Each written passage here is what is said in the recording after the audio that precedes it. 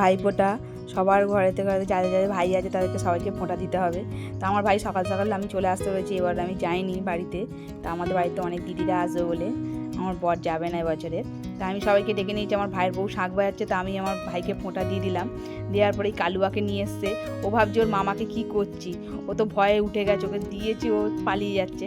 তারপর মামা আমার ভাইকে দেওয়ার পর ওকে দিয়েছি, তার মুখটা নিচু করেই রয়েছে, মাথাটা তুলতে বলেছি, আমার ভাই কিরম শুয়ে দিয়েছে, হাঁ হয়ে গেছে, ও একটু ভয় পেয়ে গেছে যে কি করছে মামাকে। তা যাই হোক, সবাই ধান দুলবো দিয়ে করে, আমি আমার ভাইকে চন্দনের ফোঁটা দিয়ে দিয়েছি। তা ওকে বলছি মিষ্টি খাবি, বলছে না। তা আমি আমার ভাইকে 5 রকম মিষ্টি দিয়ে খাইয়ে দিলাম।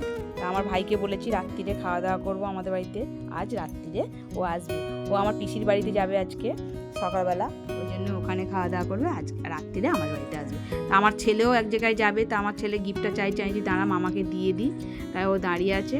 তো ও আমার ওর বোনের বাড়িতে যাবে, সবাই সবার বাড়িতে চলে যাচ্ছে, যাদের যাদের ভাইফোঁটা আছে তাদের খুবই আনন্দ হবে।